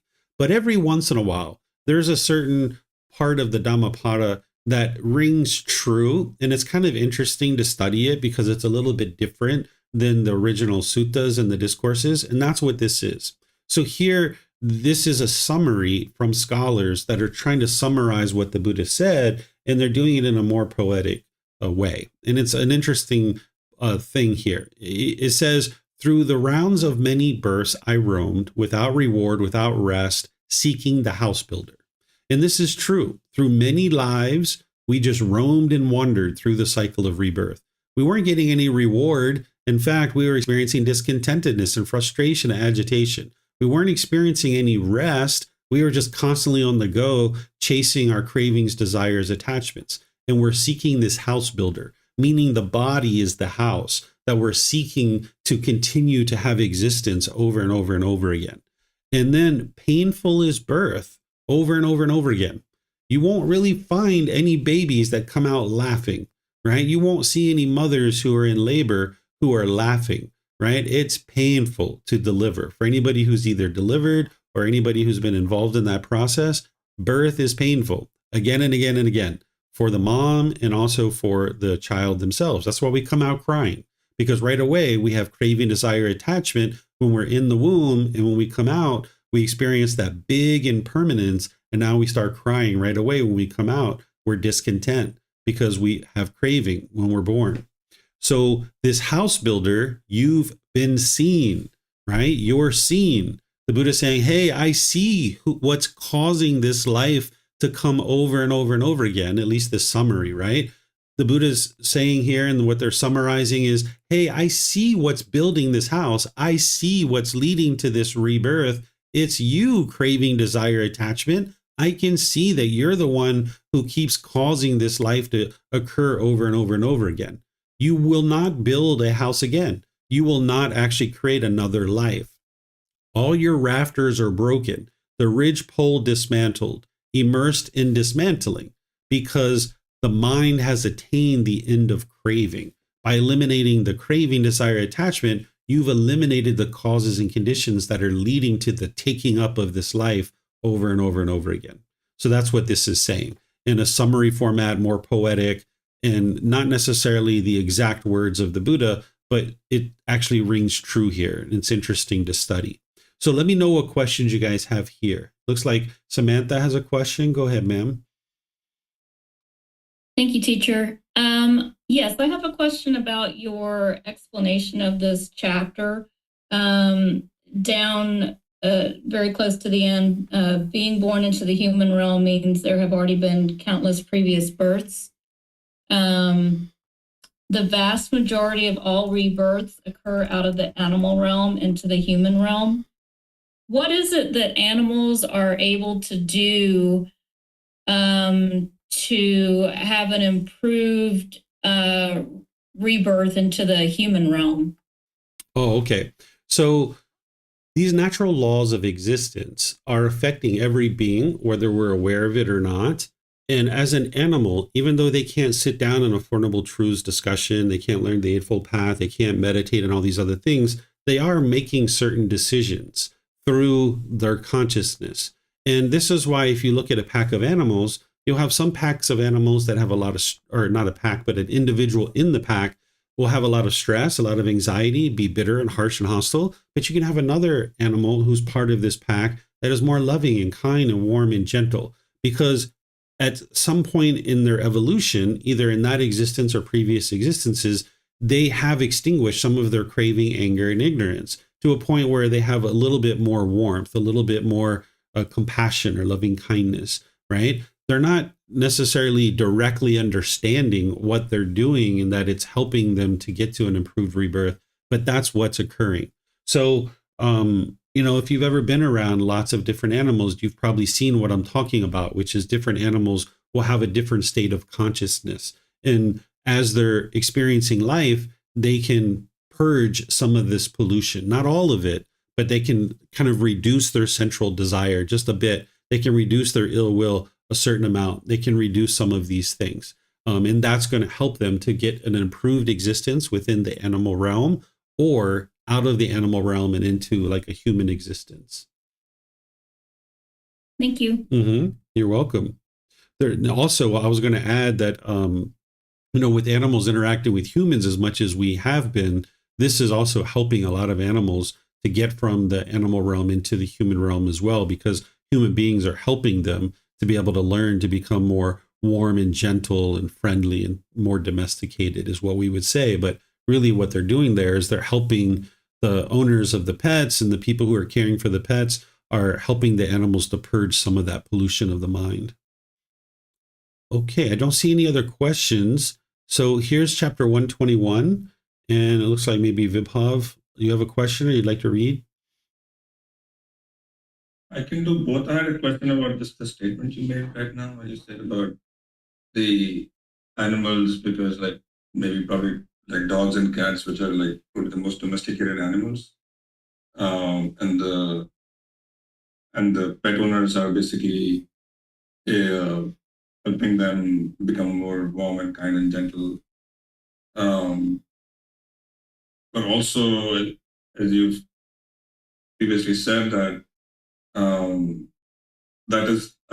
that kind of goes against the teachings of the right livelihood, where you should not be, one is not dealing with having any trade in living beings, but also domestication prevents the animals from being in their own natural environment. And so I guess the question here is, how does, from one level, it seems that it is kind of helping the animals, domestic animals, probably get into a human realm faster, or maybe not faster, but at least it's helping them because they're getting more kind and gentle, but they're also being domesticated, and then they're not being in the natural environment. And so how do we reconcile those two ideas here? Yeah. So first, I think you just said that I said that dogs and cats are the most warm and gentle. You didn't say. I'm saying that. Oh, okay. Yeah, because when you summarize the way that I talk, I don't talk the way that you're describing. But okay. So what you can see here is from the animal standpoint, they're experiencing wholesome karma, that because they now have a caretaker, for example, like a human being taking care of it, they're able to extinguish some of their craving, anger, and ignorance, and therefore they're experiencing wholesome karma. But because a person who's so quote unquote the owner of this pet, they have a certain craving to have this animal, they want this contact from this animal, they're now experiencing unwholesome karma because of their craving and their lack of wisdom, that ignorance or unknowing of true reality, that now you're paying for vet bills, you're having to make life and death decisions for this animal, you're experiencing certain unwholesome karma with your home and how your home is being cared for or not being cared for with the animals. There can also be infestations of insects, things like fleas and ticks and things like this can be in your home as a result of having animals in your home. This is the unwholesome karma that a human being is experiencing based in their craving. But the animal itself, they're experiencing wholesome karma because they're actually getting more and more improvement to their mind. So whether someone chooses to do these things or not, it's a choice for each individual to decide, but you can see the karma on both sides. Okay, thank you. Mm-hmm. One thing to keep in mind, Vibhav, I don't know if you're thinking this way, but always keep in mind that I'm not sharing what should be done or how any particular person should make a decision. I'm explaining the natural law of karma, and then everybody's making their own decisions, right? So I'm not, dictating to people, what is right, what is wrong, what they should or shouldn't be doing. I'm just helping you to see the natural law of karma. And then if someone chooses to have a pet, okay, wonderful. They choose to have a pet. That's their choice. But now at least you can see that when you're maybe having this and choosing to spend several hundred or thousands of dollars on a vet bill, you can understand that this is the unwholesome karma. Or if you see that your home does have ticks or fleas or things like this, or your home's being destroyed by the animal, you can see that this is your unwholesome karma. So whether someone chooses to do these things or not, it's a choice for them to make. I would never put myself in a position of telling someone what they should or shouldn't be doing. And sometimes people approach these teachings in that way, and they might think that that's what I'm actually doing, where instead what I'm doing is I'm showing you the natural law of karma, of how this natural law functions, and then each person makes a decision for themselves. Yeah, I understand. I think I need to articulate my question better than what I'm not trying to say that you are telling what not to understand. I have to maybe articulate my question better. Yeah, when you ask your question, it makes it sound like you're asking me to decide for other people whether this is something they should or shouldn't be doing. And I'm never going to put myself in that situation. Okay, thank you. Okay, would you like to read this one? Yes, sir. Okay. This is my instruction to you. Whatever should be done, monks, by a compassionate teacher out of compassion for his disciples, aspiring for their welfare, let have done for you. These are the feet of trees, monks. These are empty huts. Meditate, monks. Do not be complacent, lest you regret it later. This is my instruction to you. Thank you. Okay, so I think most of you guys have seen this teaching before, because we've explored it before, and I've shared it also in some of the basic foundational classes as well. What the Buddha is doing here is he's making it very clear to his students why it is that he actually shares these teachings. He's sharing these teachings out of compassion for his students. That's the reason why a Buddha shares these teachings. That's the reason why anybody would be wise to share these teachings. If you're sharing these teachings to show off, look how smart I am, look what I know, or you're sharing these teachings in order to become rich or wealthy or anything like this, if you're looking to share these teachings because you like it when people bow down to you and show you this respect and appreciation, those aren't the reasons to be able to share these teachings. In fact, if you do those things, you're not going to really have a massive amount of success of helping people to be able to get to enlightenment, because the mind is doing the teaching out of its own cravings, desires, attachments. But instead, the Buddha was teaching based in compassion, meaning the concern for the misfortune of others. That's what compassion is. Because by the time a Buddha gets to enlightenment, they've done all this work by themselves without the help of any teachers or any guides. They've done a tremendous amount of effort and work to be able to get to enlightenment. They've had determination, dedication, and diligence for a consistent long-term period. And now they know with 100% certainty that what they've figured out will lead to enlightenment. And they have compassion for the world because they understand that they are the only ones that understand the teachings to the level that they understand it. And they're the only ones that can really, truly help humanity in the way that they could share these teachings with others. While during the lifetime of the Buddha, there were other people that were teaching and claiming that it was their teachings that led to enlightenment, the Buddha knew that that wasn't true. And out of compassion for his students, out of compassion for the world, he decides to share his teachings, aspiring for their welfare, right? He's not longing, yearning for their welfare. He's not desiring it. He's just aspiring for it. He would like to see his students to experience this peace and joy of the enlightened mental state.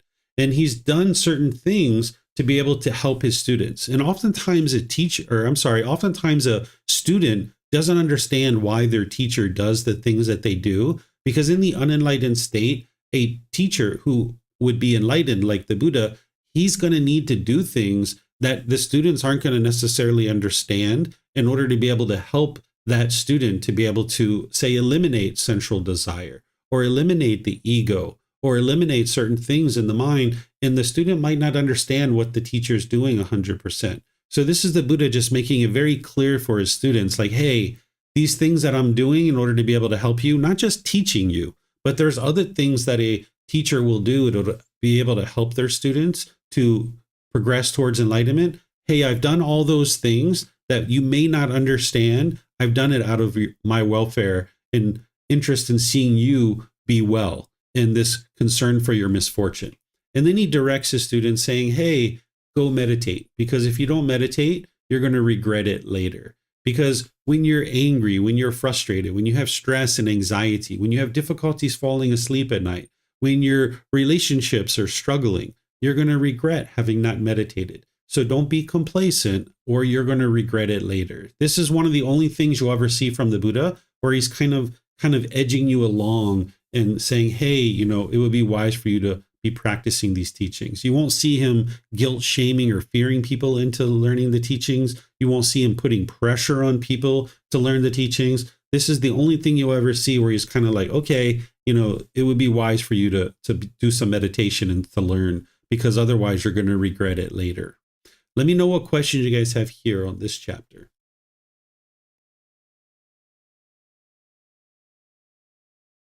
Okay, I don't see any questions anywhere. So now we'll go to this next chapter. Oops, this is chapter 122. Is there someone who would like to read this?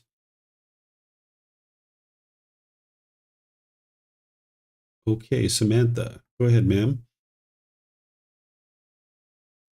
Monk who is perfected in morality, first discourse. And how, sir, is a monk perfected in morality? Abandoning the taking of life, he resides refraining from taking life. Without stick or sword, diligent, compassionate, trembling for the welfare of all beings. Thus he is accomplished in morality. Abandoning the taking of what is not given, he resides refraining from taking what is not given, living purely, accepting what is given, awaiting what is given without stealing. Thus he is accomplished in morality. Abandoning unchastity, he lives far from it, distant from the village, practice of sex. Thus he is accomplished in morality. Abandoning false speech, he resides refraining from false speech, a truth speaker, one to be relied on, trustworthy, dependable, not a deceiver of the world. Thus he is accomplished in morality.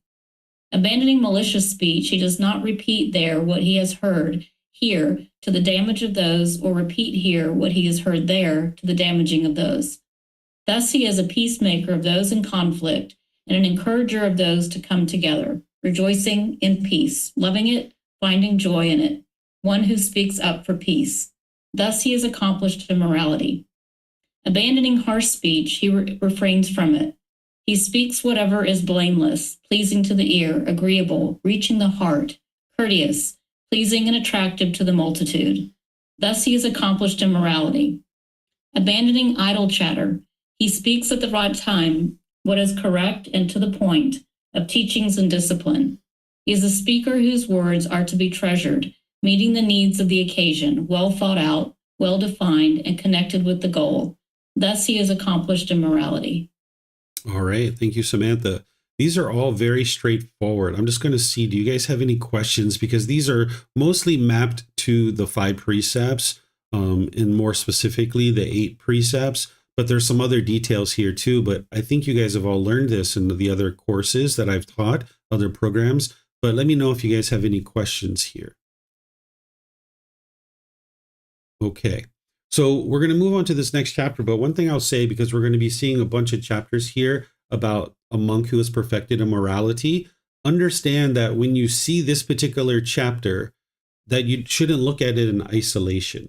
You need to look at it in totality. This isn't the only things that a monk who is perfected in morality would actually practice. Or another way you might think about this is a student. It's not just a monk that would practice these things. It's anybody who's aspiring to get to enlightenment would practice these things, the same way that the Buddha is teaching here. Whether you choose to eliminate sex at this point in your life or not, that's a decision for you to make.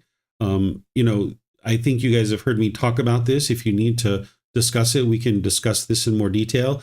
But it's important not to look at this in isolation, because you're going to see a second discourse and a third discourse and more where the Buddha is talking about all these different ways that an individual who's making their way to enlightenment would perfect their morality. Because as long as you're making unwise choices about your moral conduct, you're putting out harm, and this harm is going to come back to you. One of the ways you might think about it is like a oil pipe busting and spewing, and it's spewing oil all over the world. You're not going to go clean up the mess on the floor first. You're going to shut down the oil pipe. So the Buddha, when he was teaching, he would teach right view, the Four Noble Truths first. Then he would teach moral conduct to improve your moral conduct, so you're no longer producing unwholesome karma. Then he would teach meditation. Oftentimes nowadays, people are learning meditation first, even without learning right view. And this is why we don't see massive numbers of people getting to enlightenment. So there's a certain amount of improvement to one's moral conduct, and that's what the Buddha is going to give you here in these series of discourses. But don't look at them in isolation and think these are the only things, because there's additional discourses here as well. So we're going to move on to this next one, because I didn't see that anybody raised their hand. Would somebody like to read this one? Okay, Pat, go ahead, sir. Monk who is perfected in morality, second discourse. He eats once a day and not at night, refraining from eating at improper times. He avoids watching dancing, singing, music, and shows. He abstains from using garlands, perfumes, cosmetics, ornaments, and adornments.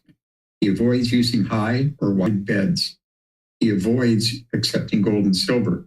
He avoids accepting raw grain or raw flesh. He does not accept women and young girls, male or female slaves, sheep and goats, cocks and pigs, elephants, cattle, horses and mares, fields and plots of land.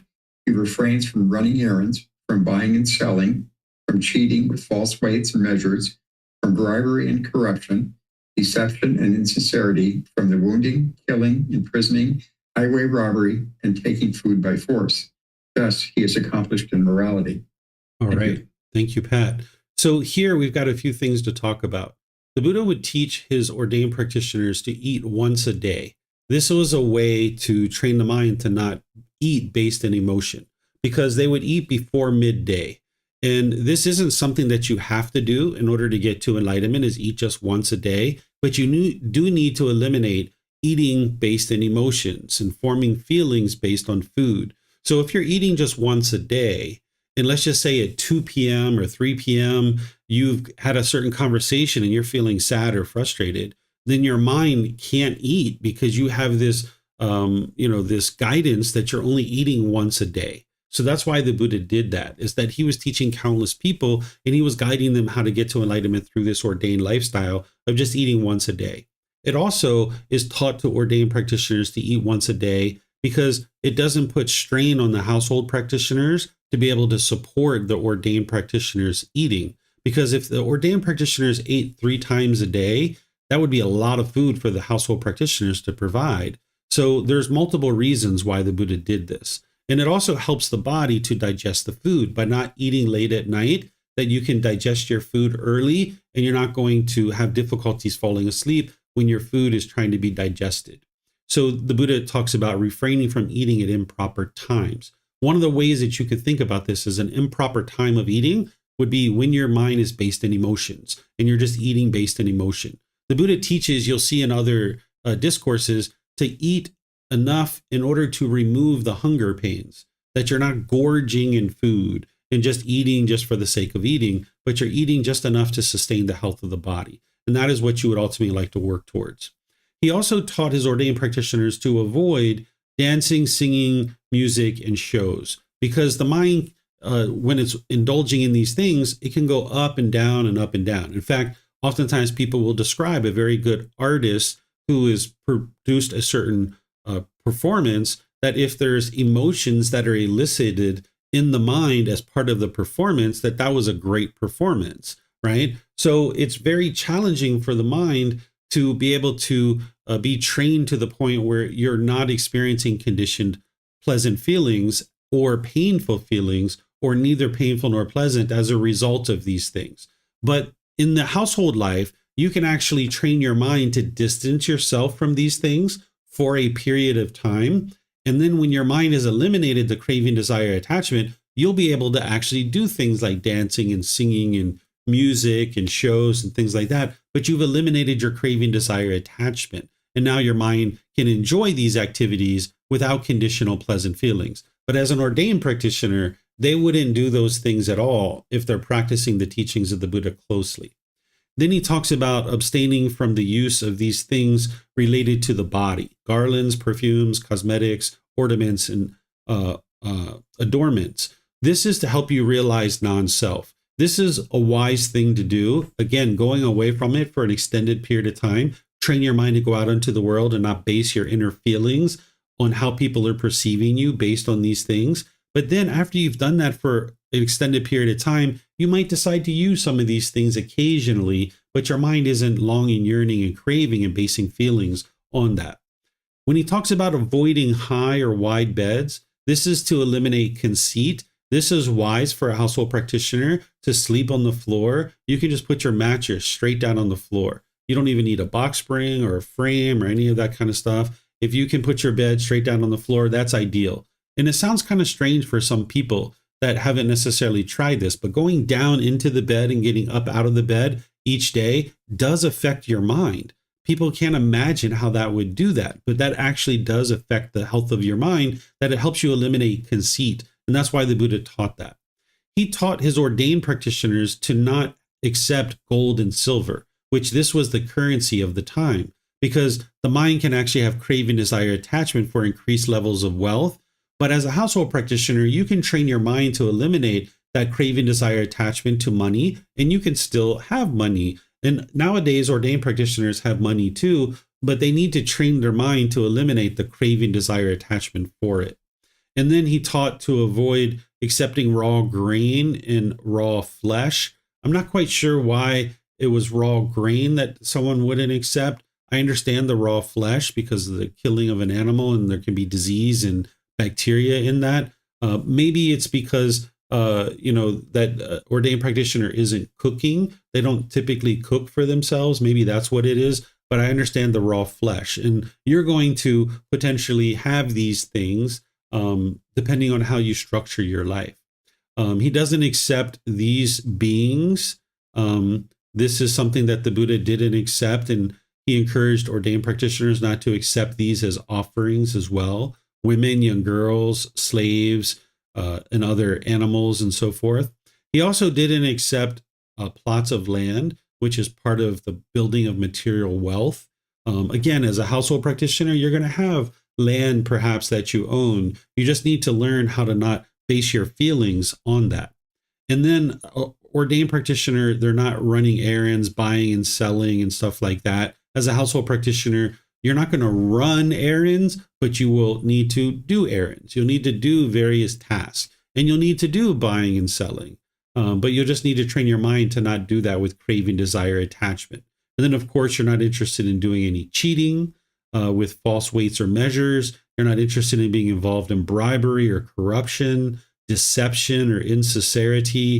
And you're also not interested in taking food by force, or wounding, killing, imprisoning, or highway robbery, right? You're not interested in any of those kinds of things. So this is a discourse specifically for the ordained practitioners, but there's things that you can understand how to practice this and still get to enlightenment. Because what you're replicating is the mental state of the Buddha. You're not replicating the lifestyle unless you choose to be an ordained practitioner. You can actually replicate the mental state from the household life and still get to enlightenment, but you're not replicating the same exact lifestyle. These two types of individuals can get to enlightenment whether you're ordained or unordained, but your lifestyle is going to be a bit different. But what you did to the mind in terms of getting rid of the 10 fetters, that's going to be the same. So let me know what questions you guys have here on this discourse, if any at all. Okay, I don't see any questions. So we'll go to our last discourse for today. Would someone like to read this one?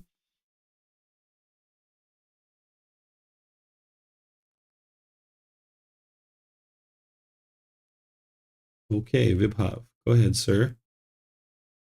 Thank you. A monk who is perfected in morality, third discourse. Whereas, third, some ascetics and Brahmins, feeding on the food of the dedicated, are addicted to the destruction of such seeds as are propagated from roots, from stems, from joints, from cuttings, from seeds. A monk refrains from such destruction. Thus, he is perfected in morality. Whereas some ascetics and Brahmins, feeding on the food of the dedicated, remain addicted to the enjoyment of stored up goods such as food, drink, clothing, carriages, beds, perfumes, meat. A monk refrains from such enjoyment. This is perfected in morality.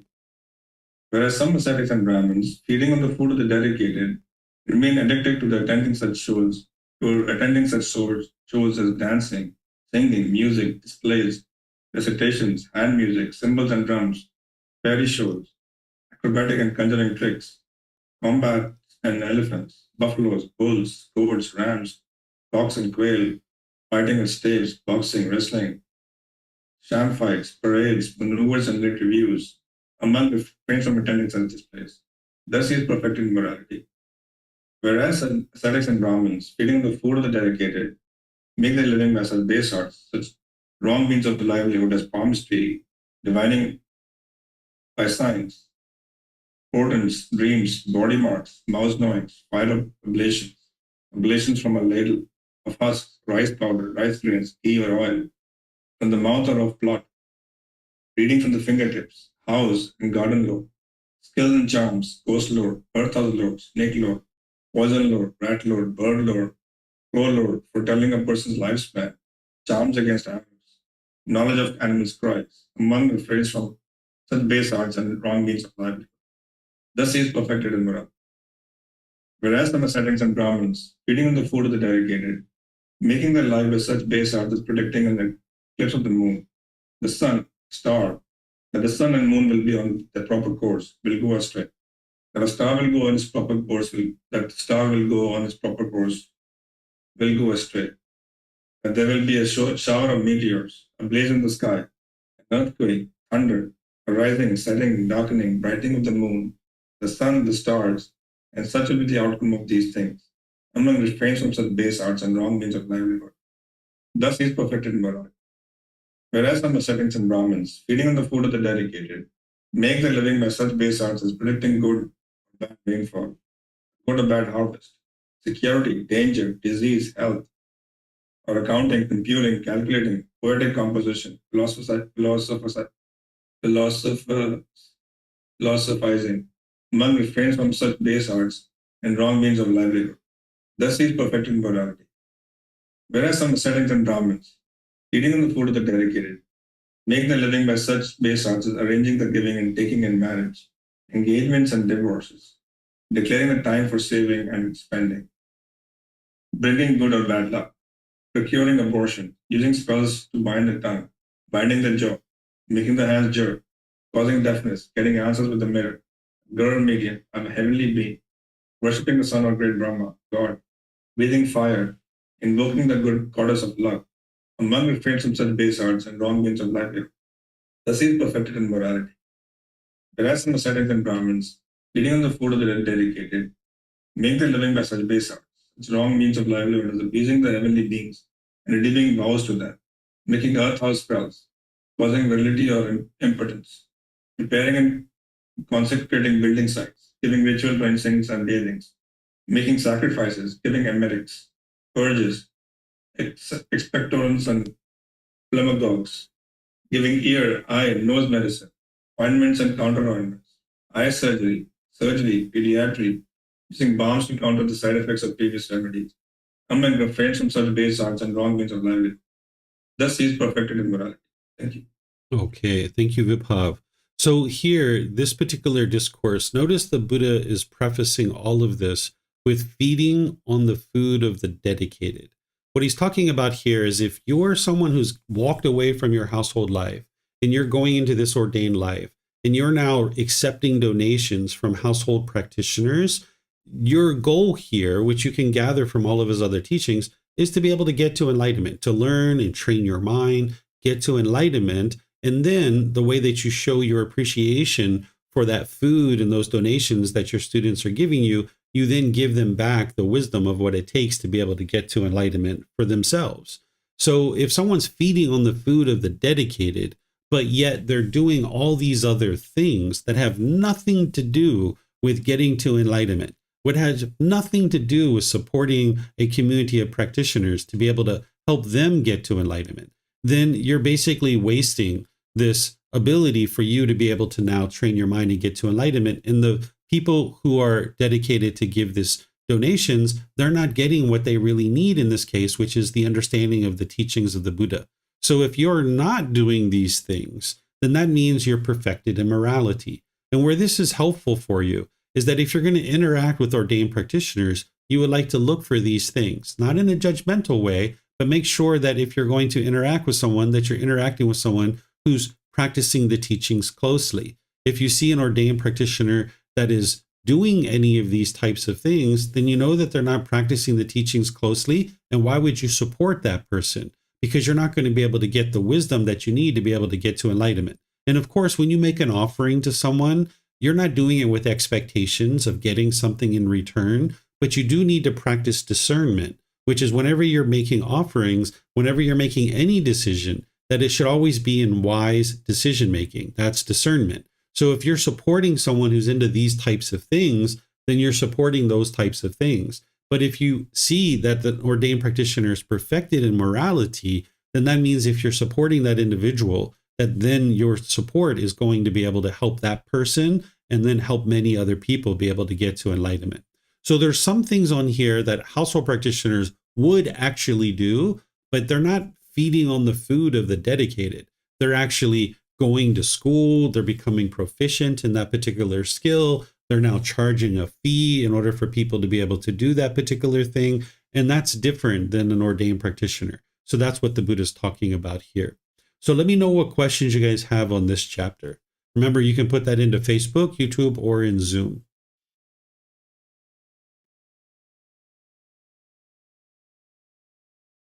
Okay, I don't see any questions anywhere. So I'm going to end by thanking all of you guys for joining. Thank you for your interest to learn and understand the teachings. Thank you for participating in class. Thank you for volunteering to read or ask questions or any of these other types of things. Next week, we're going to be in Volume 4, which is a brand new book. So you can either download that, you can get it from Amazon, you can take it and go print it yourself. And we have them here at the temple as well. We're going to make our way through that book of 10 chapters a week like we have been doing. So if you'd like to read that before or after class, that'll really help you because there's lots of details in these books that I don't actually cover in the classes. Tomorrow in the group learning program, I'm going to be in chapter 13 of this book, which is titled Identifying Cravings, Cultivating Non-Craving and Clinging of the Mind, Analysis of the Mind, where I teach you how to go in and almost surgically remove some of your cravings, desires, attachments. And then we have classes all throughout next week. So if you'd like to see the schedule, you can look at our website. So whatever you guys choose to do, have a very lovely and wonderful rest of your day. We'll see you next time. Take care. Sawadee-ka.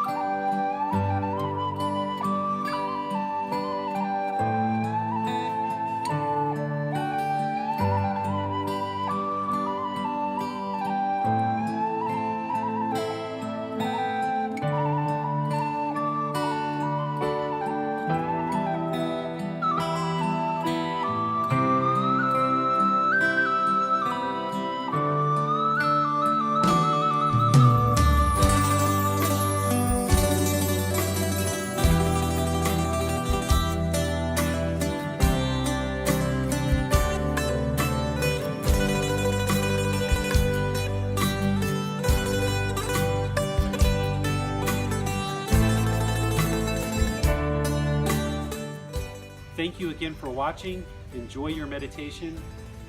Look forward to seeing you online and answering any questions that you might have. Thank you so much. you.